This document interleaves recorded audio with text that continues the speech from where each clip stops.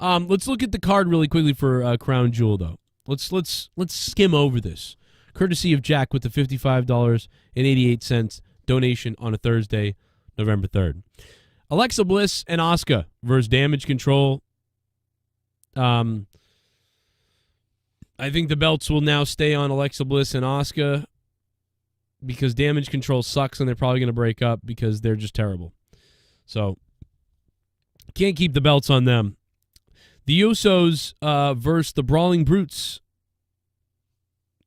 WWE Tag Team Championships. Obviously, I believe the Usos are keeping those belts. That's easy to me. Bianca Belair, champion versus Bayley, last women standing match. It is possible that the Damage Control could interfere in this, cost Bianca Belair. It's also possible they could cost Bayley. If Bayley gets in a fight with them because of their loss that will happen earlier, it's possible that they come and take out Bayley. I don't know. But either way, I'll go with Bianca Belair retaining that belt as well. So all the championship matches to me are like meaningless because I just don't think any of these belts would possibly change hands here. I know that they've changed some titles at Crown Jewel before to prove like, hey, this is a real fucking show. Drew Bar versus Karrion Kross in a steel cage match. I mean, Drew Bar. Drew Bar 100 is in the chat, but oh boy. Drew McIntyre versus Karrion Kross in a steel cage match. I'm going to say that this will make people happy. Drew McIntyre wins. Send everybody happy home. Yay! Drew McIntyre wins over Karrion Kross. Brock Lesnar versus Bobby Lashley. You know, again, I do think that potentially if you wanted to start building Lashley or somebody, you'd have Lashley actually go over on Brock Lesnar and beat Brock, but Brock's so important. Maybe not. If I'm booking this show and Brock Lesnar isn't going to be doing a lot of things coming up, I would actually try to have Bobby Lashley beat Brock Lesnar to put over Lashley more and try to build Bobby Lashley, who's on your show every week all the time. But if they're still valuing Brock Lesnar like they sort of are, then that just feels like a Brock Lesnar win. So I'm going to go Brock Lesnar. I'm going to pick Brock Lesnar. The OC, AJ Styles, Carl Anderson, Luke Gallows versus the Judgment Day. Finn Balor, Damian Priest, all the Judgment Day, blah, blah, blah, blah, blah, blah. I'm going Judgment Day. This is to me is AJ Styles, Carl Anderson, Luke Gallows being there to help put over the Judgment Day and to cement them. So I'm going with the Judgment Day by hook or by crook in this match. The Judgment Day will win. Roman Reigns versus Logan Paul.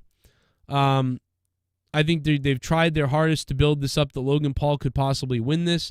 I think at one point Logan Paul might even knock out Roman Reigns with that metal arm or whatever they've been talking about, and it will seem like, oh shit, he connected. It's the metal arm. I told you the metal arm. He knocked out Roman. Look at Roman. He's out cold. And then Roman still kicks out of it. You know, which buries Logan Paul in his fucking metal arm thing, like unlike the narcissist Lex Luger. But obviously to me, you know, now maybe if they had built up Roman's people screwing him over, you know, that would be believable. But no, I mean, Roman Reigns. So no real title changes here to me. And pretty much just sending people home fairly happy or expected. So I just don't see a lot coming from Crown Jewel, to be honest, for me. Maybe other people see it differently. And potentially tomorrow we'll do a secondary talk about this, discussion. I'm sure the event is about 3 to 4 hours. I mean, but it's probably 4. I'm betting it's 4 hours long. Well, let's look at the card. 1, 2, 3, 4, 5, 6, 7, 8 matches. I mean, Roman Reigns versus Logan Paul, that could be 20. I mean, with the entrances and everything, that could be 20 or 30 minutes. The OC match, that could be 15. So Brock Lesnar and Lashley, so that's an hour right there. That's 3 matches an hour. Drew McIntyre, Karrion Kross, steel cage match, that's 20 minutes or so. Braun Strowman versus Amos, probably pretty short. So you're almost at 2 hours. Bianca Belair, Bayley, last woman standing, that could take up some time, 20 more minutes as well. 2.5. Usos in the tag match there, 2 hours and 40. Alexa Bliss and Asuka. Yeah, it might just be over 3 hours. I don't know. I mean, this ideal, but that's a there's good still point. time. That's a good point. That could even be the leftover match, but I doubt it because Tony Khan wants that belt maybe on the pay-per-view, but also it could be. Remember, AEW does usually have 1 or 2 stories that don't end up taking place during the pay-per-view because we always say, "What the hell? Why isn't this on the pay-per-view?" And it happens the next Dynamite. So that could be that's that. true too. That's true too. I just honestly, and I've even said this before, a number of times where it's just like, if I'm going to buy a ticket to go to Full Gear, like again, the undercard needs to support the main events that you're going to be having because again, it's like I could just easily watch it at home and still get the same satisfaction if I was there live. Yeah. Despite the fact you'll miss that crowd energy, which, again, you want to be there for the main events. But again, I want to be entertained by the majority of what's happening on that card.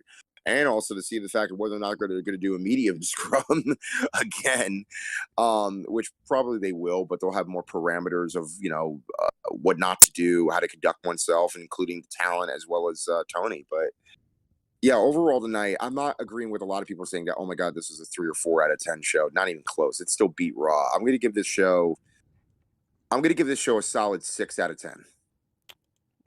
All right, I get it. There's a lot of little things that happened that were nice enough.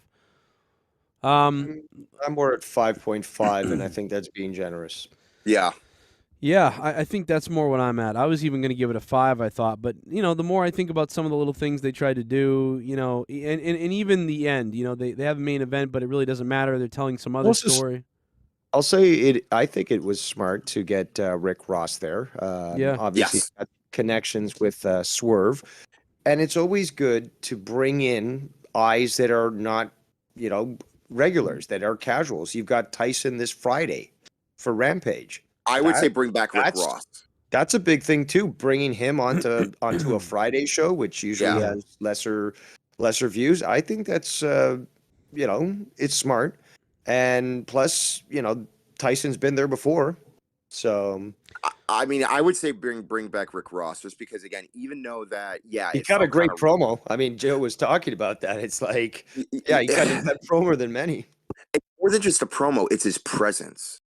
Because the thing about even rappers or any type of musicians or whatever, if they believe what they say, it's going to come across tenfold to the audience. Because okay, they may not be in the business, but if they have like this charisma and this intimidation, regardless of being a babyface or a heel, people are going to look forward to that more. And the fact that you got Rick Ross working with Strickland and Keith Lee, again, that helps a lot.